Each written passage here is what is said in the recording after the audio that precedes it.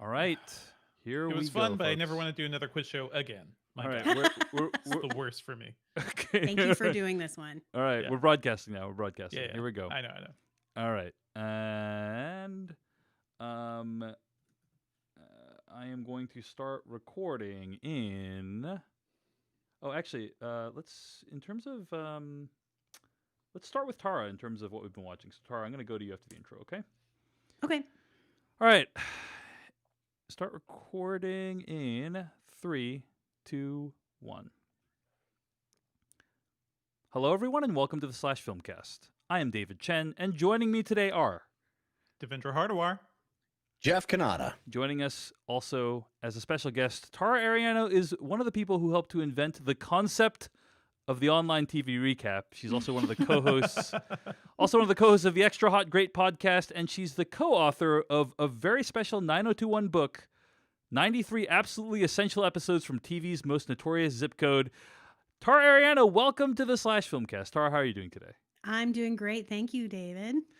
Tara and I also hosted a podcast about Succession Season 2, The Sweet Smell of Succession. Great fun. Tara, you just published this 90210 book. Tell me, what is the audience for this 90210 book? Why did you write it? Anyone who loves amazing titles of books, that is a fantastic title. Yep. Thank you so much. I mean, I know you bought it. I don't know if you read it. I don't think that you're necessarily the audience for it. You're probably a little bit too young.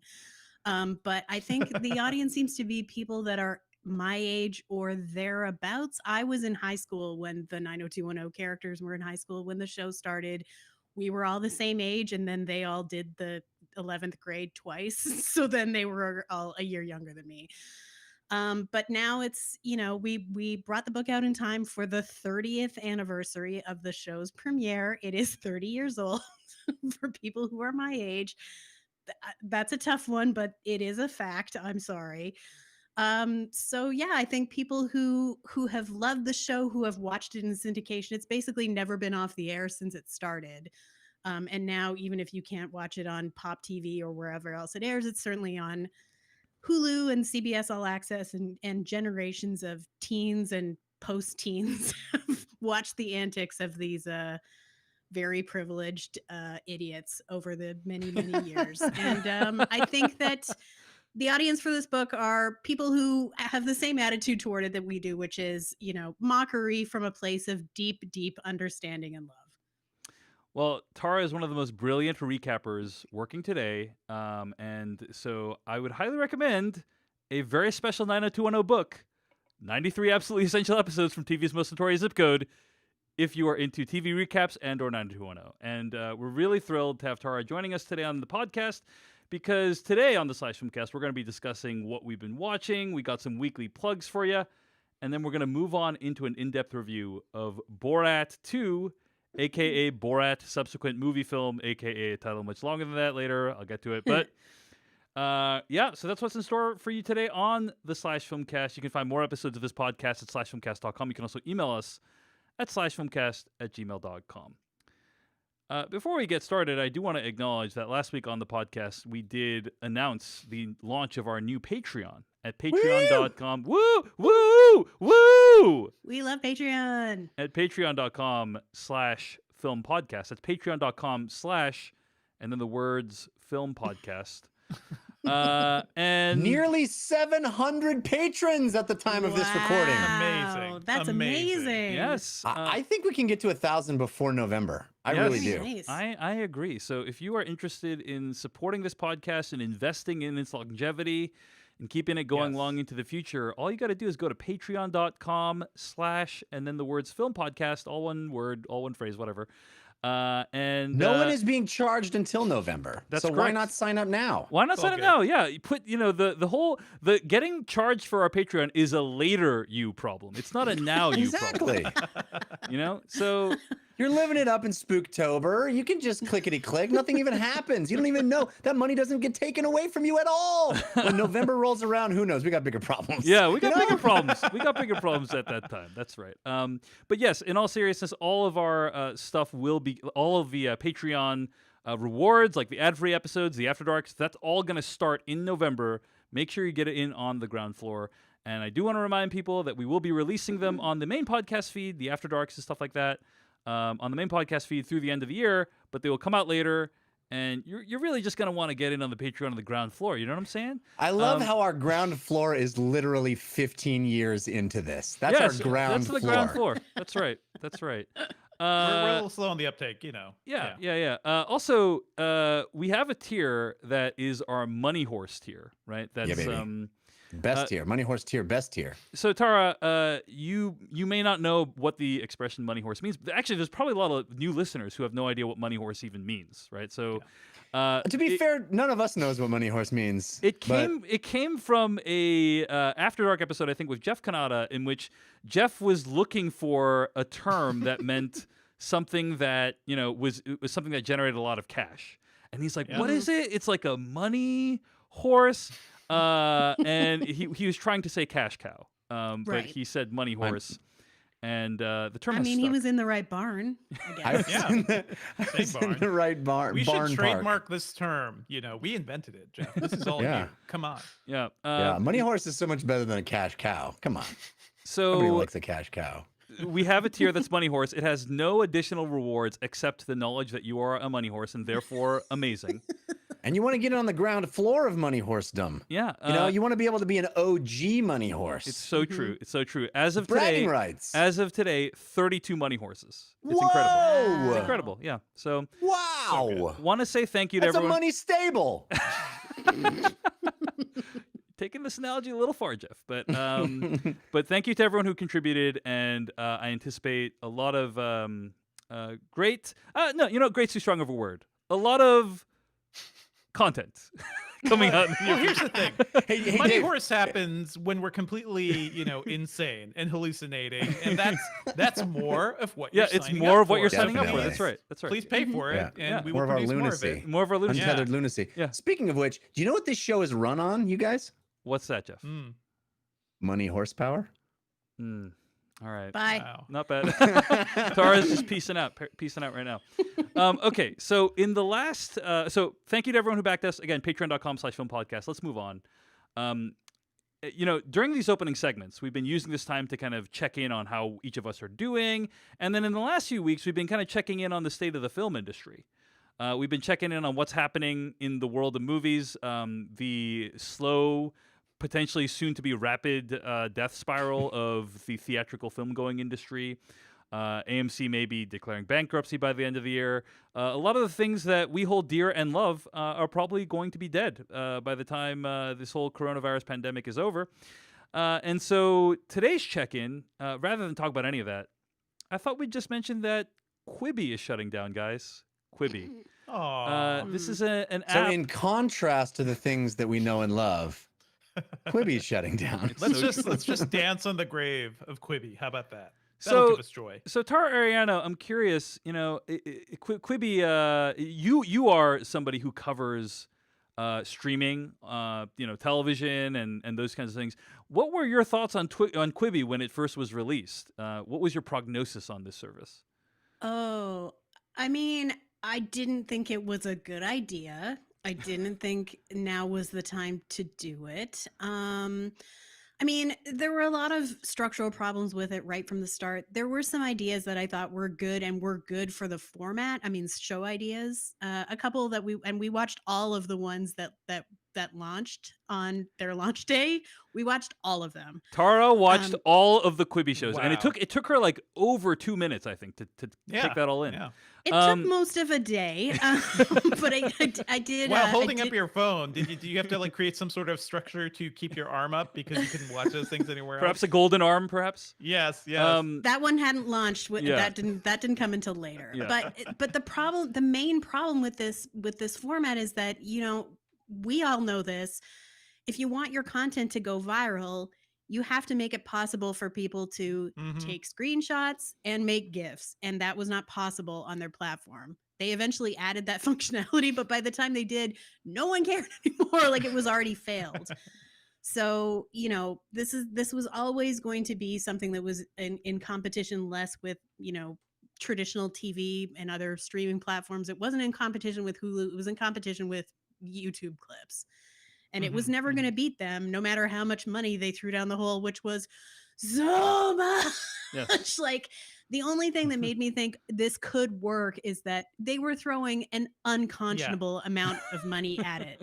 Yeah. And then eventually someone grew a conscience and was like, we can't do this anymore. And that's why it stopped. So Yeah. I'm think a not surprised conscience it has happened. anything I'm to do kind with of it, surprised Tara. it happened this fast. Yeah. Yeah, I did think they could keep burning money for a little bit longer, but it's been about 6 months. Basically, the coronavirus pandemic lasted longer than Quibi, which is not That's something I right. think we would have predicted. Well, that's the kind of the bummer about this whole thing from a lessons learned standpoint is that it seems zero have been, because all of the explanation is laid at the feet of coronavirus, as if Quibi would have done fine were it not for a global pandemic, which I find to be the wrong analysis. Right. It So was I the mean- first thing Jeffrey Katzenberg blamed, like as they were Yeah, of launching and course. things were slow. So it's like, It's an out. that's always going to be the fall thing. Yeah. Yeah. Yeah, so A it shame. turns out there was not an audience for extremely expensive short form content that you could only watch in an app. By the way, another thing that helps people to enjoy content together, being able to play it on a television. Another thing that might help you out. Being rather able to than, watch things with other people. rather than forcing people to crowd around the TV, around the cell phone, I should say. And I like what Casey Newton over at his new newsletter Platformer said about this. He says on Twitter, quote, "I take no pleasure in Quibi shutting down. It gave away $1 billion to artists and journalists.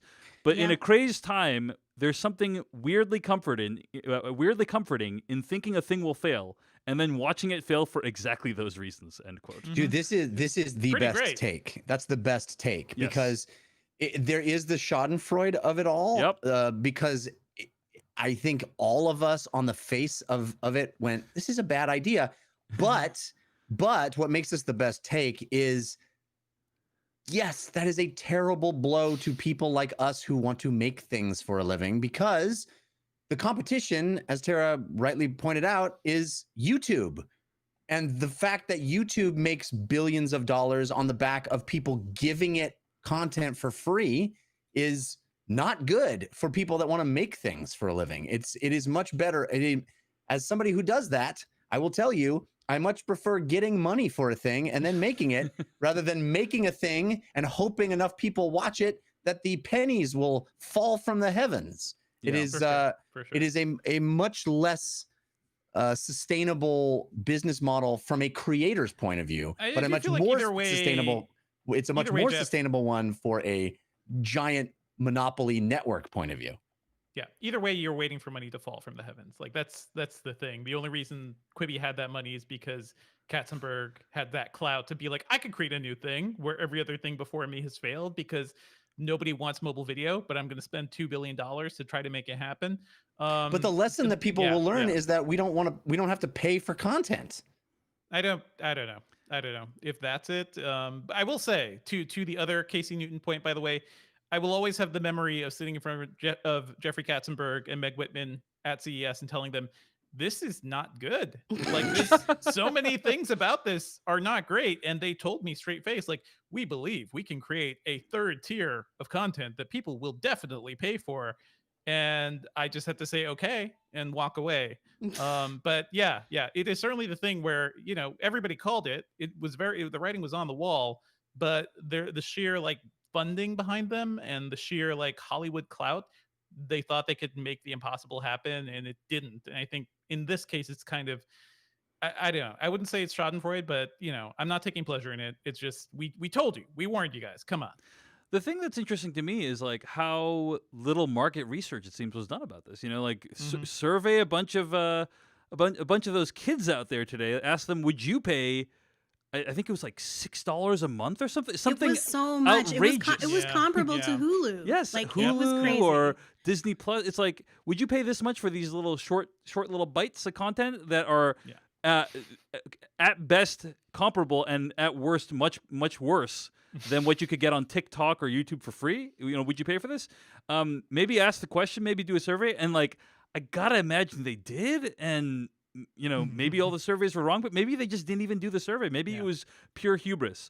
So That's why you have offspring, Dave. If you're a very successful executive for a long time, you have offspring, so you can ask them around the dinner table and make multi-billion-dollar decisions based on their offhanded comments. Indeed. I don't know if that really would have been the silver bullet in this case, because I'm pretty sure they do have kids, Jeff. But No, that's what I'm saying. I guarantee you, Jeffrey Katzenberg was like, "Hey kids, what do you think?" Or maybe not Katzenberg, but the team there. And the other thing is, there is some Schadenfreude about like, this is a bad idea and you should feel bad. To quote Zoidberg, like, it's a bad idea, you should feel bad, and it's actually like, it's gratifying that, hey, we thought this terrible thing would happen, which is this company would fail, and it failed.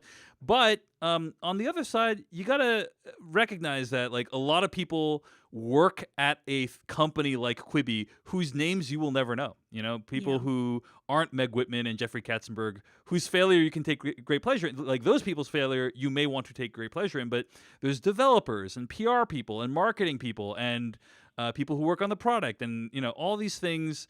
All these people whose work is just lost now. And so it is kind of a tragedy in that way. It is very sad in that way. And meanwhile, I have a feeling that billionaires Jeffrey Katzenberg and Meg Whitman will be okay. They're going to survive this thing. So probably be fine. Yeah. So it's just, you got to keep it in perspective. Got to keep in perspective that like there is some sadness here. But I do think that it will be a while before somebody attempts anything like this again. And maybe that's for the best. But do want to just acknowledge? I don't agree with that last point at all. Well, just not that I'm not saying you shouldn't pay for good content. I'm just saying, like, specifically this idea of trying to create this third tier. I think that locked to your phone that you pay for is not smart. It's not the first, and it won't be the last attempt at trying to. It's been like the fifth. Exactly. That's what I'm saying. It's not gonna. No one's gonna learn from this that this is a bad idea. I think they're going to continue to try to figure out ways. All the kids with their phones. Let's put something that's just on the phone. I don't think that's they're going to. They love that TikTok. Let's charge them for it. In the vein of positivity, let me just throw out something that I played with that is sort of like the anti-Quibi. It's called What If I. Nobody is using it, but I wrote it up at Engadget. And it's pretty cool because it's like choose your own adventures for mobile video, and it's fun and interesting and uses like your phone in cool ways, which Quibi did not. So that's a thing you could check out if you want to spend some time on your phone. Before we move on to this topic, so wait, hold on, Devindra, the app is called What If, is that right? What If I? What If I? Okay. What if I do this? Yeah. Tara, before we move off this topic, what do you think is Quibi's creative / cultural legacy? Are there any of these shows that you felt like that was pretty good? Maybe we're going to see something like that again from a content perspective. The one that I remember the most fondly from when we watched all of the pilots was called Game Show with a Y, so game like gay. And it was based on what had been a stage show in New York. It was hosted by Matt Rogers and I think it was Bone Yang. He might have just been a guest. I forget. No, he wasn't one of the hosts. He was a guest. But it was like, it challenged straight men to do gay stuff. Basically not that kind of gay stuff. It was like tested their knowledge of gay culture. I think that's called a fraternity. It was really funny. It was like meant to be fast and dumb, and it suited the platform, and it was something where it was like, I can see that working on True TV. So that was something where I think it could have another life, although, Matt Rogers is now hosting a dog grooming competition on HBO Max, so he'll be fine, I guess. But the other one that dogs to do gay stuff. Dogs are always doing gay stuff. I can tell you that from experience. But the other one that I was sad when I started hearing about it that came out later this summer was called the Mapleworth Murders, I think. And it was with Paul Appel, John Lutz, who's a writer on the Late Night on Late Night with Seth Meyers, formerly of 30 Rock, was the writer on that as well. They co-created it. And it was basically like a spoof of Murder, She Wrote, except Paul Appel was Jessica Fletcher. And they called in every single favor they could from every amazing comedy person that they could find to do this, ridiculous show. And it was like, why isn't this on NBC? Like, why is this on Quibi? Take 3 of these Quibbies, glue them together into a regular show and put it on Hulu or Peacock. Like, why is this here? So, I mean, from what I understand, the people that created the shows retain the rights. So that could happen. We could start seeing, content that was sliced up for Quibi purposes surfacing on regular ass platforms. And I hope we do. That's one. But in terms of everything else, I'll just say, like, there's going to be a time in the future where people are going to look at a list of, like, here were all the pilots that came out in 2020. They're not going to understand what the fuck Quibi was. And they're going to look at these series premises and be like, what kind of cocaine was everyone doing this year that I feel all like of that would these be more shows came out? fun. I don't know. If everybody was on drugs, it'd be more like the 80s and less like, I don't know, everybody chasing as much VC funding as they can. Okay, so Maybe. few thoughts. First of all, the shows that Tara mentioned, Game Show, Gay, Game Show, and Mapleworth Murders, if they show up in other formats, might be worth checking out. And secondly, it really tickles me to think of the idea of people discovering Quibi pilots like fossils in the African plain. Oh, You know, yeah. like it's Yeah, like yeah. really In 1,000 years, when the evolved form of our pets on Earth, the civilization of humans, they will find this Quibi and wonder Grandpa, if this is Grandpa, what look destroyed what us I all. found on the internet. Grandpa, look what it is. Look, it's Paul Lapel. You love Paul Lapel. Yes, I remember Paul Lapel from when I was a boy. What is this, Grandpa? Quibi? I don't know.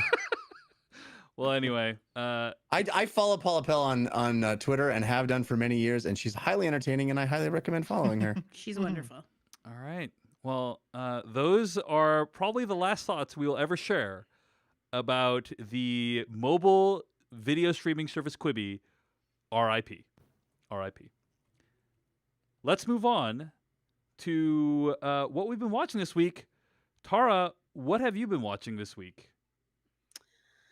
Well, I watched a movie that I think was probably supposed to be a theatrical release at some point, but now is on HBO Max, called The Witches. It was adapted from the Roald Dahl book, which I read when I was a young child, and previously had been adapted as a movie with Angelica Houston as the whatever Grand High Witch. Now that role is played by Anne Hathaway. It also stars Octavia Spencer and the voice of Chris Rock as the narrator. It was directed by Robert Zemeckis. It was good. It was more faithful to the book that I recall. Had some really cute voice performances. There are mice effects. That's not really a spoiler if you know the book at all or watch the trailer.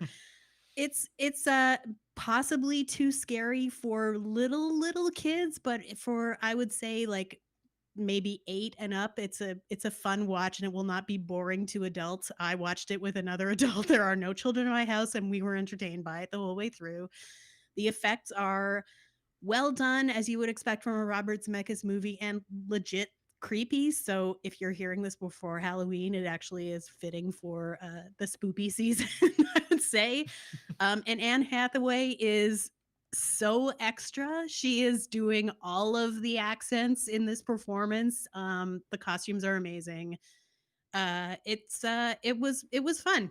It was a fun time. Not too heavy. Very silly. So that's The Witches. It's on HBO Yeah. Max. It's Robert Zemeckis' newest movie. How do you think it compares to the 1990 Nicholas Roeg version? I haven't seen that in many years, but I remember that it departed from the book in some important ways. So this one, if you are a fan of the book, this is a more faithful treatment. So if that's important to you, I think it's better. I don't know. Yeah. Can I just say I don't remember much from the film except that it was terrifying. It was terrifying, and also Yeah. it was basically a kids' movie directed by Nicholas Roeg. Yes. So Why would you do? Man! Why would you do that? Why would you do Why? it?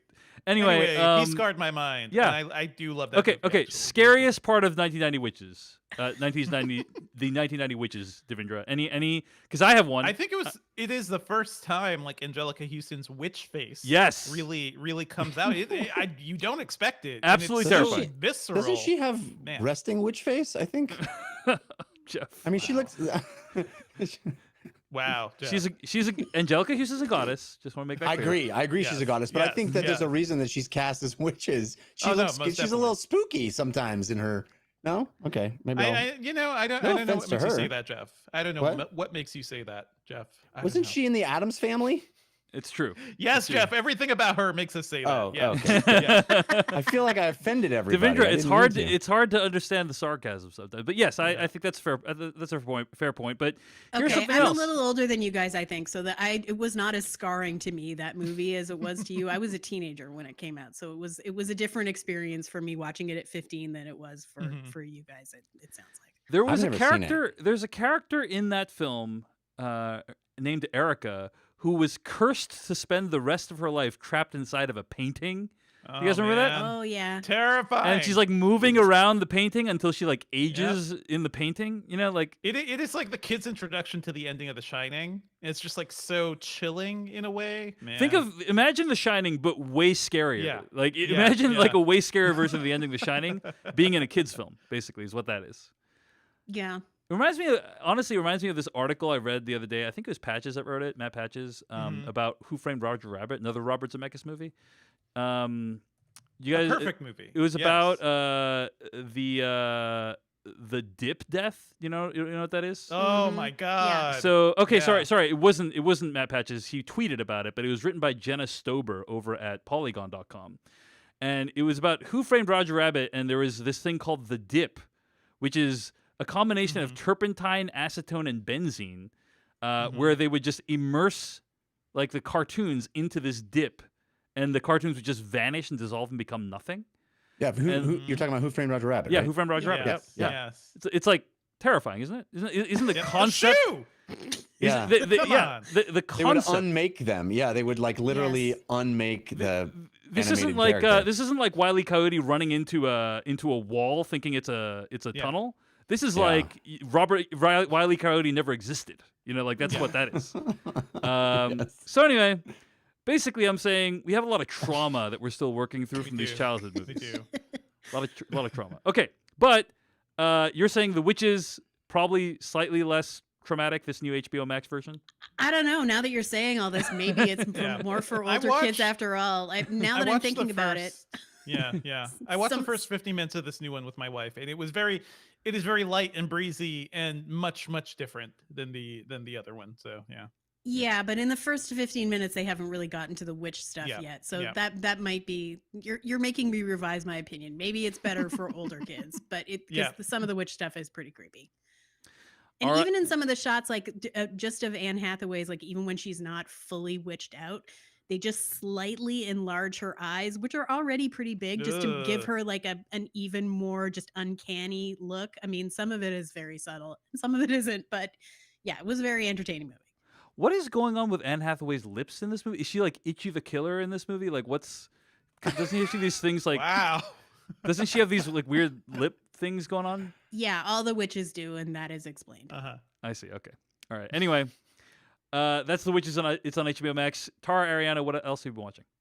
Well, we also watched Maximum Overdrive, which Stephen King wrote and directed in 1986 when he was, by his own admission, apparently subsequently, really on a lot of cocaine. That's not me, that's him. And it's wild. I never realized that the Mother's Day episode of Futurama, where all the robots and like all the machines just rebel against humanity, is based on something. And what it's based on is Maximum Overdrive. And I'm not going to sit here and say that it was good, but it was entertaining. It was like perfect for a late Saturday night. It was very stupid and really, really violent and gory and gross. Fine performance by a young Emilio Estevez at the height of his powers, by which I mean he looks very hot. Pat Hingle is in it. Giancarlo Esposito is in it for like a hot second. Also, like lots of other people that you will recognize from other prestige TV shows. Yeah, it's very of its time as an action movie and doesn't totally make sense and ends clearly like 10 minutes before it should have. And obviously everyone just like ran out of steam or money or interest in making it. But interesting document of the time. Maximum Overdrive. Maximum rent it. Overdrive, the plot of which, for those who don't remember, is a comet causing a radiation storm on Earth and causing machines to come back to life and turn against their makers. Yeah. So how did you watch this movie, Tara? We rented it on Apple. All right. Apple TV. That's Mhm. Maximum Overdrive. Check it out for some 80s fun.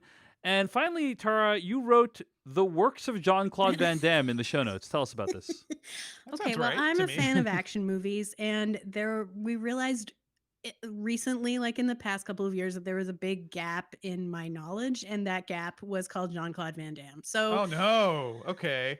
informally, I'd seen Time Cop before, but there were like I just missed him. I don't know why. Like anyway, so we watched the first one that we watched together was Hard Target a couple of years ago. After we had watched Time Cop, as I said, and then we recently discovered that like almost all of his most well-known movies were all on Stars, and we just started watching them like one every weekend for a while, and they still are, and we still are. So the most recent one we watched this past weekend was 1997's Double Team, starring JCVD and Dennis Rodman. Mm-hmm, So good. So good. Come on.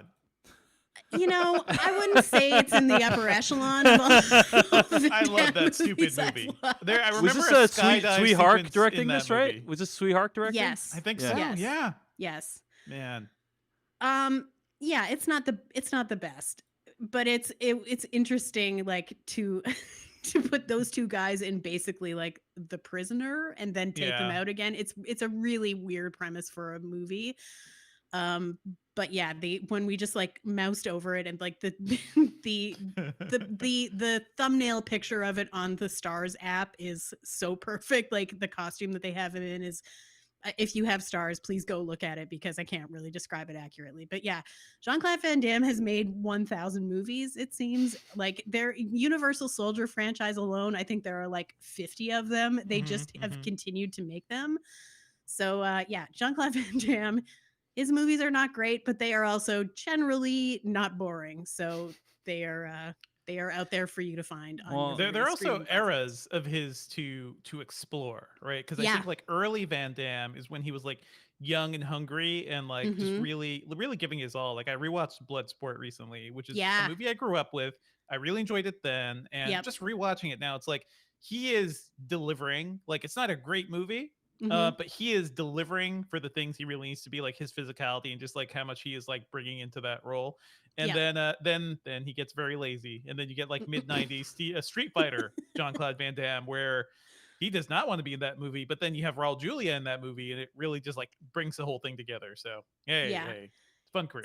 Someone who has the capacity should make a supercut of like the scene in every Jean-Claude Van Damme movie where they explain why he's in America, but he Yeah. has that accent. Like sometimes he's from Louisiana, that's the excuse, but and sometimes they're just like even more vague about it. Anyway, yeah.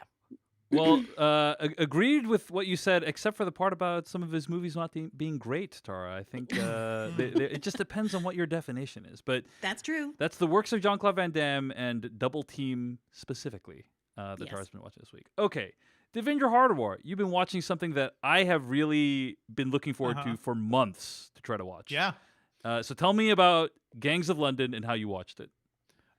Yeah. So I've been watching Gangs of London. I have good news and bad news about Gangs of London. Yes, tell me, Gangs please. of London kicks ass. Yes. It is a very, very good British gangster movie, developed by Gareth Evans and Matt Flannery. Gareth Evans, director of the Raid movies. So you go into this expecting his kick-ass action sequences, and I'm halfway through. He only directed 2 episodes, so I feel like those 2, which are the basically I think the first 2 episodes, or at least there's like a double length pilot and then a second episode, but he basically only did some. And his episodes are the ones with the really good fight sequences so far, from what I can tell. But they're all pretty good. Like if you're itching for more of that Raid action of just people brutally crunching bones and like smashing jaws on the edges Go of on. tables, the first fight sequence is a guy who just like takes out like 12 dudes with a throwing dart, and it's beautiful. It is so beautiful. And the show itself is basically Succession meets The Godfather meets Infernal Affairs, and all of this is just like, this is my shit. This is what Yes. I'm here for. I am Yeah. so excited, Devendra. So that's I the think good you'll news. enjoy it. And also, I spent probably once every couple weeks, I would Google Uh-huh. the phrase "stream Gangs of London" to figure out how to Uh-huh. watch this thing. So, and I couldn't find an easy answer. So, how the hell did you watch this thing? So as of like October, the beginning of this month, you can watch Gangs of London on AMC Plus, which is another goddamn streaming service where you gotta if you have AMC, you cannot see Gangs of London. You gotta spend the extra money on like either the Apple TV subscription channels thing or Amazon's channels thing, and spend more money to see Gangs of London and the rest of the AMC library. But I swear my eyes just crossed in rage as I learned I had to subscribe to another streaming service to do this. And I fully didn't intend to do this because the first episode is just you can watch it for free on Apple and Amazon too, I believe. But then I got like 15 minutes into the first episode and I was like, God damn it. Okay, well, I guess I'm subscribing to AMC Plus for at least 2 months or however long it takes for the show to finish. So, yeah, I'm doing it for the show. The show's very good. It does kind of taper off once Gareth Evans leaves, and I hope it kind of picks back up. I'm hoping like the choreography and the genius of all that is not just coming from him, but the show itself is really good, and I'm a fan of the actors. Stars Colm Meaney, who is great. I just love seeing him in everything. That man's face never ages. He is just always the like rough British dude you've remembered from Star Trek and everything. And stars Joe Cole and a bunch of other great actors. So it's great all around. I'm glad Gareth Evans is back doing like action heavy stuff, and I'm looking forward to seeing what he does next. But maybe this is a show that'll pop up on Netflix or Amazon eventually, because I don't know if you really need to rush out to go stream this. That's the thing. I don't know, man. I mean, yeah, you do, Dave. Like I'm telling you to do it, but everybody else, I cannot convince you to subscribe to AMC Plus. It does come with Sundance Now and Shudder, apparently, as well as IFC Films Unlimited if you subscribe to AMC Plus. That would be. I got to see how that works because I'm subscribing to Shudder separately, so I feel like I should just get this. Come on. Bring all this stuff together. Come on, folks. I mean, Gangs of London, dude. Gareth Evans, huge fan. Watched The Raid Redemption multiple times in theaters. That movie's 2.5 hours long. I'm a hardcore Gareth Evans fan, so I've been so psyched about this. And I tried to find this on my YouTube TV subscription, and I could not. So it's only through AMC Plus, I guess, which is yeah. Well, I am going to check it out. Is this Tara, as a TV aficionado? Is this something that hit your radar? I know that AMC Plus exists. That is the full extent of your knowledge about this. I didn't get screeners, so I have not seen it, and I have not subscribed to AMC Plus. But this sounds like extremely my shit too. The way you're describing it makes it sound like Warrior, which I also love. Oh, nice. Cinematic. It's very much like that. Yeah. Okay. God damn it. On that we note, all subscribe to AMC Plus. Yeah. On that, you just made a bunch of AMC Plus subscribers tonight, Devendra. On that note, Tara, kind of curious, like, there's obviously when you started covering TV, which was just a little bit ago, the TV environment was a lot different. Now it's probably a lot harder to decide what to actually cover, right? Like you probably get sent more screeners than you could actually cover, correct? So how do you decide like what to watch? I usually pitch on things that I have that seem like I would have an affinity for them. I don't usually get outside of my lane. So, I watch stuff that I know I'm going to write up or that I think we're going to possibly talk about on the podcast. But yeah, I there's tons of stuff I don't watch for sure, including stuff that I get screeners for. Do you ever one day like dream of a day in the future when like you don't need to cover the TV and you can just watch whatever you want? What a beautiful dream. It's yeah, beautiful... it is. It's certainly it is very freeing to watch a show and not have to think about turning it into content. Definitely. Yeah. One day, maybe one day we'll all achieve that, guys. Maybe one day we'll all achieve that. Don't monetize your hobbies, kids. Yes. Yep. Yeah. All right. Well, the show is Gangs of London. I can't wait to check it out on AMC Plus. Someday on AMC Plus. And that is what Devendra Hardawar has been watching. Let's move on to what I've been watching. I had a chance to check out Love Fraud. Have you guys heard about this show, Love Fraud? Is that the title of every reality Jeff, TV show? I like how you're just laughing at the premise of me talking about a documentary I've watched. It is a reality TV show in the 1984 universe. Please go on, Dave. It's like, I mean, apologies to Love Fraud. Get which I haven't the even- laughs out, Jeff. Get the laughs out It now. it might be a very good. It's very good, but film. get the laughs Never out heard now. of it. Yeah. I've never heard of it, but it's a lot like Dave being like, I had the pleasure of watching Hit Yourself with a Ball Peen Hammer this week. It's like Dave's just Listen, this sounds much better than Dave's other, Yeah. his other things that he loves, which are just terrible. Miserable Yeah, things. people on the podcast, Tara, have a lot of respect for my taste. I just want to make that clear. So okay, Love Fraud is a 4-part documentary that's airing right now on Showtime, and it was over. yeah, it's you're right, it's over.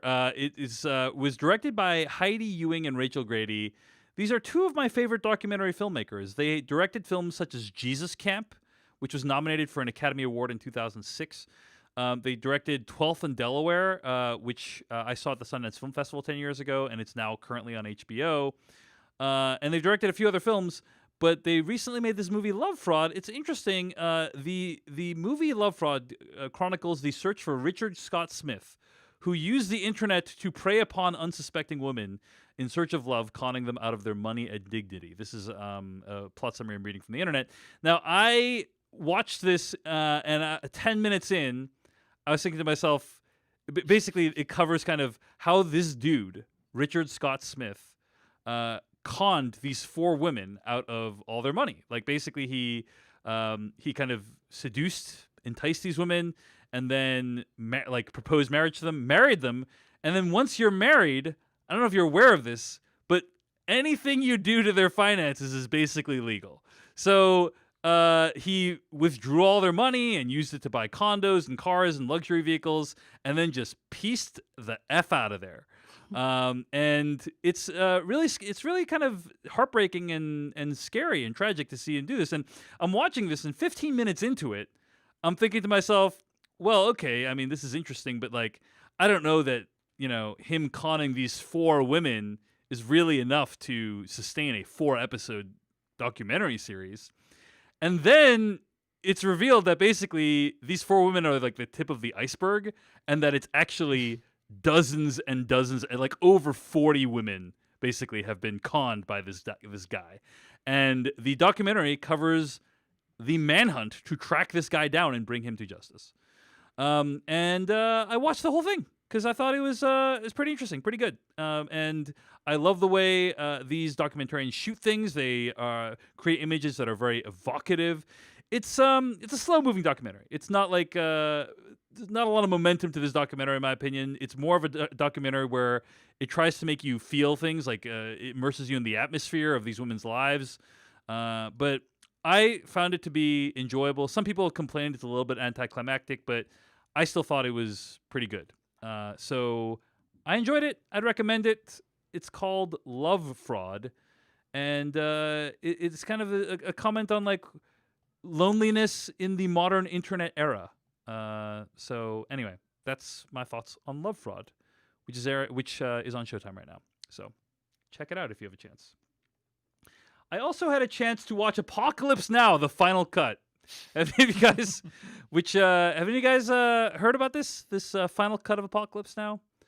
Yes. This is I've not seen it, but yeah. Yeah, so I purchased the 4K Blu-ray a few months ago, and I've been making Patreon content for my personal Patreon page at patreon.com/DaveChen with a bunch of different people from around the internet, and one of those people is Patrick H. Willems, who just did a great series on his YouTube channel about Francis Ford Coppola, and I thought, wow, isn't this a great excuse for me to finally watch Apocalypse Now? Which, by the way, I have not watched in its entirety, I don't think ever.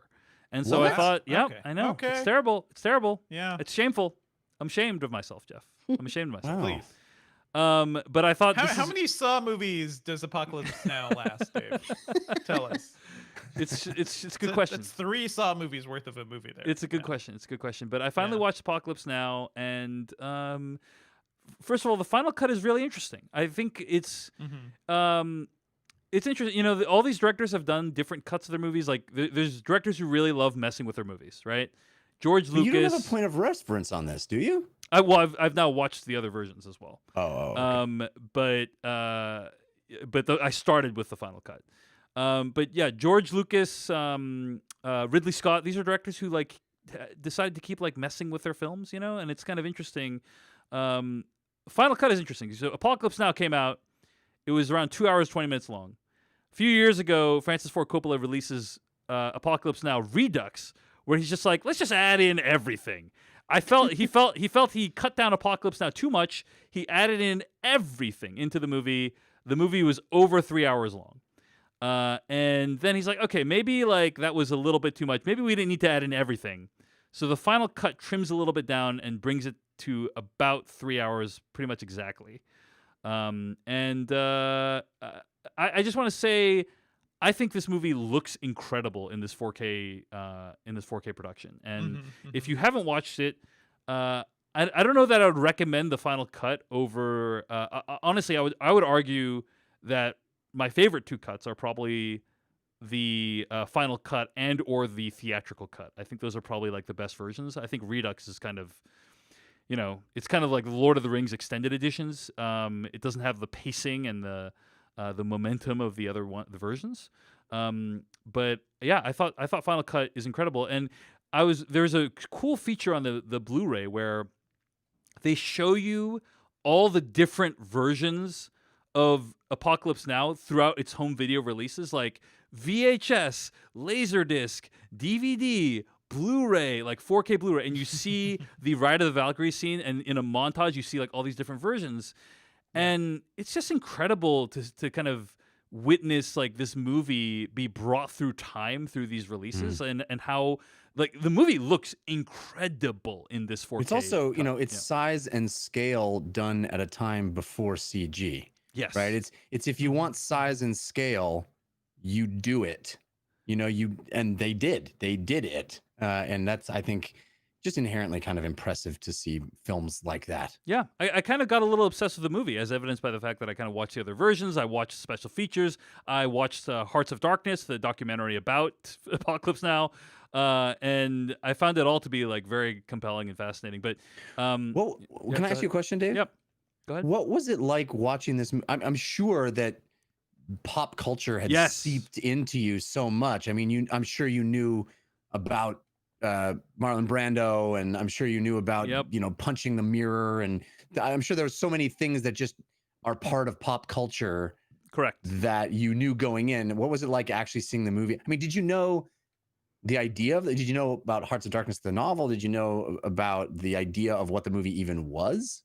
Yeah, I think I knew about all those things. And which is kind of one of the reasons why like it took me so long, because it's like, oh, well, I already kind of get the idea of that. Right. I mean, I'm being a little facetious there, because obviously you don't really know a movie until you've experienced it, you've watched it probably multiple times. But it being my first time, I mean, I think also like by the time it really was on my radar was when like Redux came out, and I'm like, I don't know if I want to like adjudicate between these two versions. And then the final cut came out. I'm like, okay, well, this is the one he says is the good one. So like, I finally feel like I have a decision on this. But yeah, it's fascinating to see the scale of it, because on a shot by shot level, it is breathtaking. This movie is, right. Like just you look at a shot and it's like, wow, I can't imagine the work it took just to do this one shot. It's a descent into madness, even by the filmmakers. Yeah. And I think that on the one hand, Jeff, I find the movie's scope and execution to be absolutely breathtaking. I think it's also incredible that, like, imagine, Francis Ford Coppola, like, this is a guy who made Godfather 1 and 2, Apocalypse Now, and The Conversation, like, all in a row. Like, this just the genius of it is just, it's incredible. Staggering. Just to consider. It's staggering to think about. But I also find the movie like deeply problematic. Like I'm taken aback and awed by the movie, and I also find it like deeply problematic. I mean, its depiction of Vietnamese people and like and the Vietnam War. Which is like the United States were interlopers in this war that took over 2 million Vietnamese lives. around 50,000 U.S. lives were lost, which is still quite a bit, and obviously we're still feeling the impacts of that today. But it just is like it shows kind of what the U.S. take, what the popular imagination in the United States was of this war, right? It has shaped how we perceive this war with all of its flaws. Which is that Well, I think hey, it's of a pantheon of movies that have shaped how, but Correct, yeah. it's so much closer to Mhm. It comes out 1979 that movie came out, and that's 10 years later. It's like that's crazy. That's so recent. It must have been fresh in everyone's mind. Everyone had personal experience with it after this movie. I think it's difficult for us to look at it here in 2020 and understand. I'm not defending the movie in any way, but it's just it's a historical document in a lot of ways. No, I agree. That's what I'm saying. It's a historical document of a time with all the problems that entails. Which is, I mean, like you see hundreds of Vietnamese people get mowed down cruelly in the movie. And that's kind of part of the point, is like the disregard for human life. I don't think there's a single named Vietnamese character in the entire film, which is pretty upsetting. But that's what's also interesting is he has not in his talking about the movie, Francis Ford Coppola, he said like some things that are pretty objectionable. Like he famously said, "This movie is not a film about the Vietnam War. It is the Vietnam War, or it was the Vietnam War." Like he basically claimed it was like the definitive document of the war, which obviously, for reasons I've already said, I have problems with.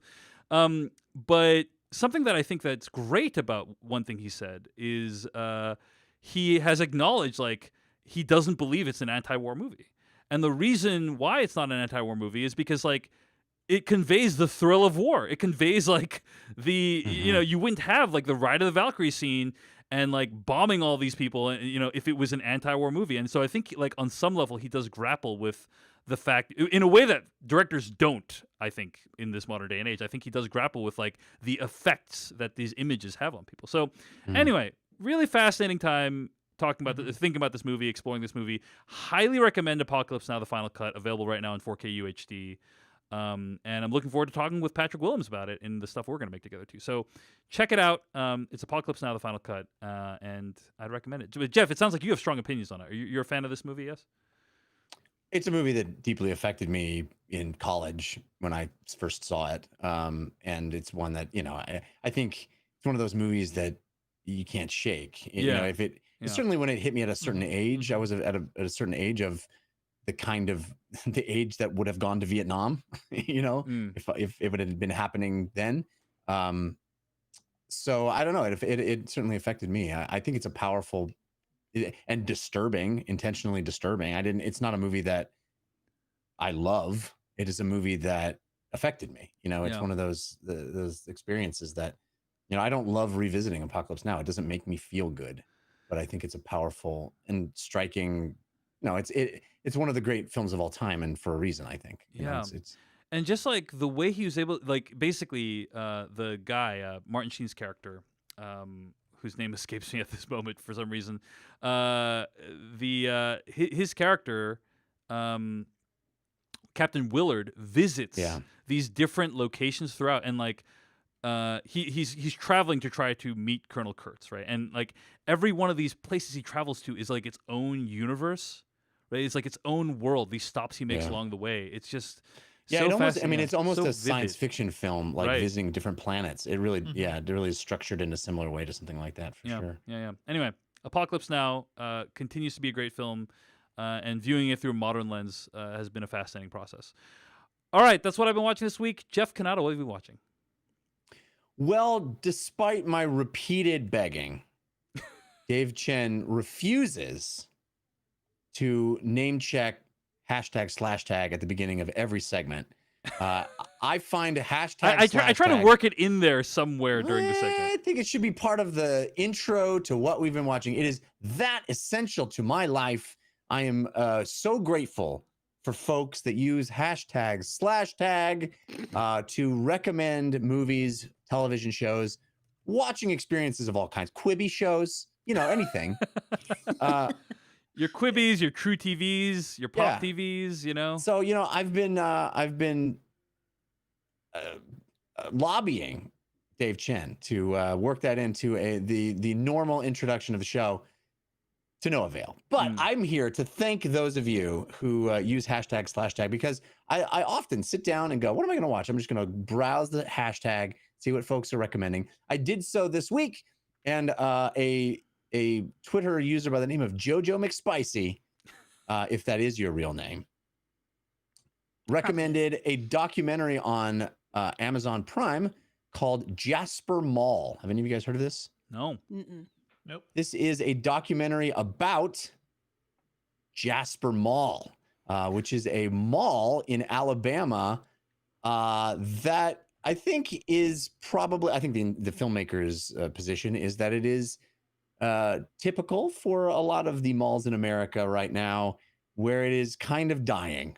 It is a vestige of an older time, and it is withering on the vine. And this is not even COVID. I mean, I'm sure Jasper Mall with COVID is even a sadder reality. But it is a documentary. Now, Mr. McSpicy or Ms. McSpicy, I'm not sure. The Honorable McSpicy suggested Esquire. this. Yeah. Yes, Doctor. as a feel-good movie, a movie that was sweet, and it is sweet. There is a sweetness to it. But I found it to be pretty dispiriting. I think the movie is, I mean, it is chronicling a dying thing, a dying piece of American culture. Not that I have any particular fondness for malls per se, but the movie spends a lot of time looking at stores closing down, people not knowing what they're going to do next. It is late stage capitalism atrophying in certain interesting ways, and I find it most fascinating. I mean, this movie was, went to Slam Dance, I think, and was sold, and it is on Amazon Prime. I don't know if Amazon is it was the purchaser. I didn't look that up, but I did find it funny that I was watching it on an Amazon service, and almost assuredly, all the problems that are happening to Jasper Mall can be laid at the feet of Amazon.com. There's a certain irony in that. But, it follows the custodian, the janitor of Jasper Mall quite a bit, and it follows a number of store owners of different kinds. And there are long tracking shots of just empty storefronts and huge swaths of real estate and space in this mall that people talk wistfully about in the heyday of the mall in the late 80s and early 90s, and talk about how it was just a shoulder to shoulder with teens and adults alike, people going to the mall, and now it's this tumbleweed wasteland of one or two kind of disaffected shoppers sitting on the free the free rest area between stores just to be inside. It is that kind of thing. It is this journey through a mall that is dying.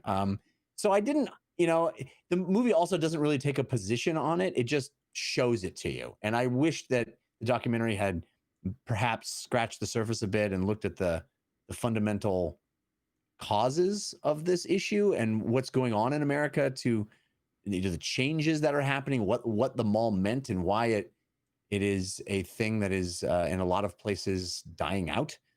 But it does not do that.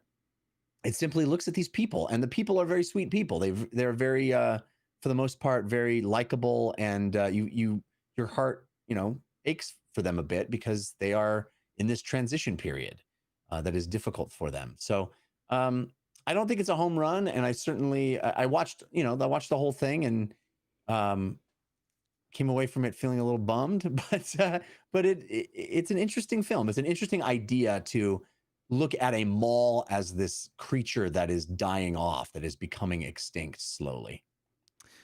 That's Jasper Mall. It's available right now on Prime Video. Jeff, I like how every week on this podcast we spend quite a bit of time talking about things that we like to watch, but that some random listener on Twitter using #/tag, that's the thing that's going to get you to turn your TV to something. Yes, no, because I respect those people. Fair enough, Jeff. Fair enough. What else have you been watching, Jeff? I watched a couple other things. I think some of them we'll be talking about in future episodes as a main review, but I will tell you, I thought I would bring this up just quickly. I think I mentioned on the podcast, maybe not, that recently, just a few months ago, got a Peloton, became a Peloton user. Got it for my wife for our anniversary, mostly because the air was on fire around where I live quite frequently, and it is again, actually, as of today, is on fire again. And so, I love to run. I'm a runner, distance runner, and have been for many years. And I've always thought just a pair of sneakers was enough for me to get some exercise, and I still believe that. But it's hard when the air is on fire and going out of doors requires wearing a mask. It's all complicated, this world of ours in 2020. So anyway, we invested in a Peloton. Quite expensive, and I was skeptical, to be honest. My wife was really excited about it, and I was like, there's no version of me on a stationary bike that's going to be satisfying. But I ate my words. I'm enjoying the Peloton, and I only bring that up because today I did a ride on the Peloton. The Peloton is a stationary bike that has a big widescreen, flat screen display on it, and you do classes, or you can do virtual rides through mountainsides. It's just kind of goofy. But the main draw is these classes, this structure where you are, doing various cycling exercises, climbs and sprints and stuff with an instructor, a one-on-one type experience with an instructor. Anyway, today I did one that was called the Film Lovers or Film Fanatic or something like that ride, and it is evidently a recurring thing. This is the first time I'd seen it and the first time I've done it, but evidently it is fairly recurring. I think they do it once a month or something. And this one, being Spooktober, was all horror movies. So the idea behind this is that a lot of these rides, a lot of these classes on the Peloton are structured around genres of music. So you can pick, 90s music or 2000s music or pop music or hip hop or country or whatever floats your boat. You can find classes that have that playset, and they use very popular music. It's, they licensed, the top music that top artists you would want to hear. Well, these film lover ones use film scores and iconic music from movies. And I thought, what a cool idea. And even better than that, the horror one, I don't know if all of them are like this, but the horror one found the instructor kind of crafting a bit of a narrative. It's a little cheesy, I'll admit, but it was actually kind of motivating. That the idea was these different songs would come on from great horror movies, and she would be narrating, oh no, oh, who's that? Oh my gosh, oh, we gotta go, they're after us. And you'd have to, you'd speed up, and it was a fun little experience, based using the music of the movies, and you kind of ride in the rhythm with some of the music. And then when the big scary monster would come out, in the theme or whatever, you would go faster, and they used fun camera angles. And anyway, I just thought that was kind of a neat, because I'd never heard of anything like that, and I thought I'd bring it up on the show. If you have a Peloton, I'm on #Geeks and Sneaks. My username is Jeff Canada. You can friend me there. And check out the Film Lovers, or I think it's called Film Lovers ride, because I just thought it was clever, motivational, and fun. It was a kind of a neat departure from the normal. Well, they turned it into a role-playing game, Jeff, so of course you love it. Yeah, perfect. It was neat. Yeah. It was neat. And at one point she turns into the bad guy, and she's like, "I'm after you. You got to go faster than me." And like, that's cool. It was cool. I don't know. Maybe I just wasted everyone's time talking about that, but I thought it was clever. Oh, it sounds cool. I would love it for when I eventually ever get something like a Peloton. It would be awesome. Yeah, I recommend it. I mean, I know it's expensive, but I recommend it. Yeah. All right. Well, that is what we have been watching this week. Let's move on to our weekly plugs.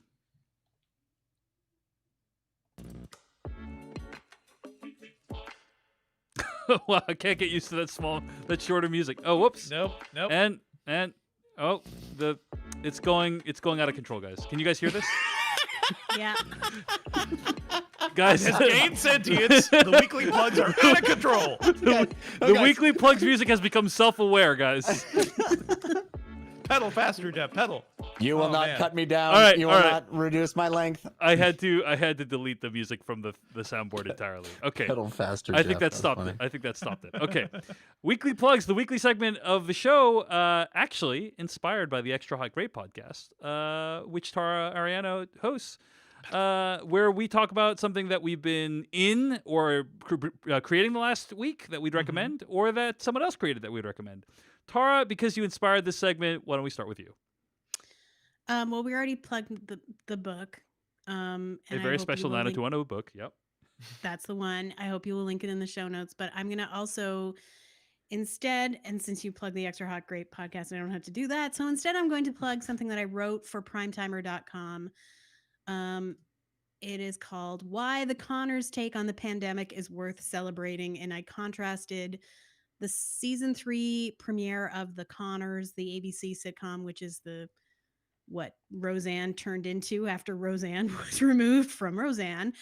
And why this is it basically, the article is about why this is more interesting to me than all of the sort of pandemic shows that have sprung up, like Love in the Time of Corona on Freeform, which is the worst one, and Connecting on NBC, which was less bad, and Social Distance on Netflix, which was like the least bad. But all of them are sort of about people that are very privileged, and The Connors isn't and never has been. And that's why I think it's a more bracing pandemic story and more important to tell on TV. And so that's what the article is about, and that's what I'm going to plug. All right. Check Man, the that out. Connors, what a strange, unruly Yeah. beast that is, you know? Yeah. Did they Yeah. just kill Roseanne in the show? Is that Yeah. what happened? Yes. Oh. It is Just one the- day, oh, she's tracking dead the now. yeah, tracking the genesis of the Connors coronavirus special episode is just such a wild, you know, like it is so. You go from the Roseanne show, which was such a lightning rod for sort of, Mhm. you know, political and personality and what America kind of was at that time. And then years go by and then it brings it back and it does it again. And she's thrown off the show because of all that exact stuff. And then it's this thing that America is now too with coronavirus that is influencing the plot of the show. It's such a fascinating, you know, Mhm. etymological. I can't say the word. Anyway, you know what I'm saying. Like a look into the etymology of the thing. Etymological, I guess. I would be. remember Jerry Seinfeld gave an interview to the New York Times in 2018 that I still think about. And, you know, put aside Seinfeld's views on cancel culture and all that stuff. But something he said about this show, he said, quote, he's talking about the speed of people being canceled. And he said, so much work gone so fast. We're upset at the speed of it because it's new. I would say about Roseanne, I never saw anything that bad happen from a finger tap on a screen. A whole career gone. Yeah.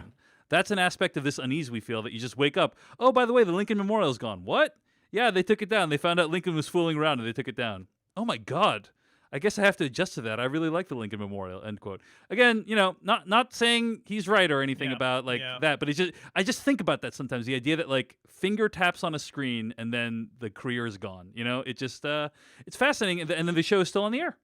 But also with regards to like quarantine-based content, I gotta say, I personally have absolutely no interest in any of it. Now I'm not saying therefore I'm not going to check out this awesome article by Tara or even watch this episode, but just like in general, the idea of like seeing stuff that was made over Zoom and such, like I just I don't need reminders. Host is good. I'm sorry, what was that, Jeff? Host is good. Host, the Shudder movie, Yeah. But That's good. I just don't need reminders of the time we're in my pop culture. You know, it's probably too early to even confront this stuff. I will say the Mythic Quest quarantine special is the best thing. I keep hearing that it's really good, so I'll check Absolutely. it out. Yeah. I'll It check is it out. incredible. Yeah. I forgot to mention another thing. I didn't mention it because I didn't finish it, but I watched a significant amount of the South Park coronavirus special. Did any of you guys watch that? Or I No. watched it. I thought it was okay, but what did you? think? I thought. I mean, they did a kind of a clever thing where they kept talking. One of the characters is running a special for coronavirus, and it's constantly saying no one's interested in your coronavirus special. Yeah, that's right, Yeah, which I think is, you know, it's classic them, like doing a thing and mocking it at the same time. Yeah. But anyway, I thought that was interesting. I generally agree. I'm not interested in these shows either. I've been watching them more out of like morbid curiosity, like to see the differences between them. But The Mm. Connors is the only, as I write, is the only returning show that I was interested to see how they tackled it, and I was, I was satisfied by what they did. So that's what the article's about. Cool. All right, I'll do a quick weekly plug this week. A couple weeks ago on the podcast, we had Stephen Tobolowsky on the show, and he talked about his love for Michael Clayton, the Tony Gilroy film starring George Clooney.